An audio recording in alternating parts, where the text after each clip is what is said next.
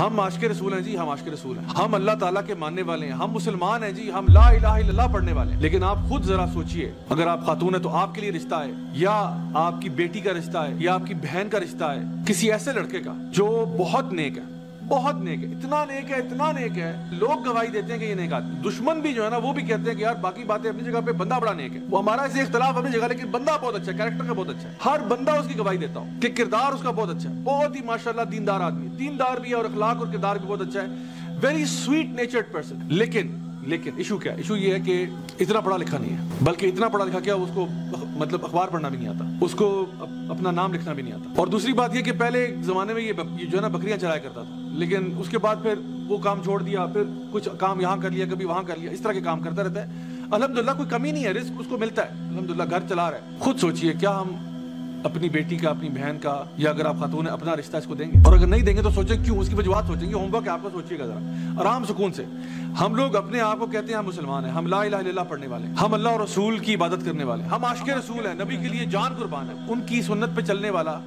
شخص جو کہ بھرپور طریقے سے ان کے راستے پر چل رہا ہے، اس کا رشتہ آ جائے، ایک سیکنڈ میں اس کو وہاں سے رفو چکر کریں گے، چلو نکلو، بات تمہاری مجال کیسے ہوئی تمہارے کا رشتہ لے کے آئے ہو؟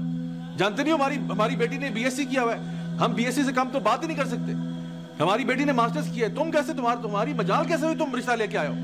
تم نے ماسٹرز کیا نہیں ہوا۔ یہ ہمارا، میں آپ کو یہ نہیں کہہ رہا کہ آپ کسی کا بیک گراؤنڈ نہ دیکھیں، میری بات کو اچھی طرح سمجھیں ذرا۔ آپ ضرور کسی کے حسن کو دیکھ کے بھی شادی کر سکتے ہیں، آپ کسی کا مال دیکھ کے بھی شادی کر سکتے ہیں، آپ اس کا حسب نسب دیکھ کے بھی شادی کر سکتے ہیں، لیکن نبی کریم صلی اللہ علیہ وسلم کا حکم کیا تھا کہ دین کو بنیاد بنانا، یہ ہمارے اور ہم میں فرق ہے۔ آپ صلی اللہ علیہ وسلم نے فرمایا تھا دین، پہلے دین دیکھنا، تمہارا جو کرائیٹیریا ہے وہ دین ہوگا، باقی شکل بھی دیکھ لیں گے، مال بھی دیکھ لیں گے، حسب نسب بھی، لیکن مین چیز جو دیکھنی ہے نا وہ اس کا دین ہے، انسان کیا دیندار ہے یا نہیں، یہ مین چیز ہے، اخلاق اور کردار کیسا، یہ مین چیز ہے۔ آج ہماری مین چیز پتہ کیا ہے؟ مین چیز ہے پیسہ، پیسے بتاؤ کتنے۔ ہر بندے کی ایک ویلیو ہے، ہر بندے کی ایک ویلیو ہے، جو کسی سکول میں جا رہا ہے اس کی بھی ایک ویلیو ہے، کوئی بڑے سکول میں جا رہا ہے، چھوٹے میں جا رہا ہے، آٹومیٹکلی اس کے ساتھ ایک پرائس ٹیگ اٹیچڈ ہے، ہر چیز کو مٹیریلسٹکلی دیکھا جا رہا ہے۔ ہم کہتے ہیں پہلے بتاؤ کماتا کتنا ہے، پیسے بتاؤ پہلے، اس کے بعد دیکھیں گے کہ اچھا اخلاق کردار اور نماز روزہ بعد کی بات ہے، وہ نہ بھی ہو تو مسئلہ نہیں ہے، مین چیز ہے کماتا کتنا ہے۔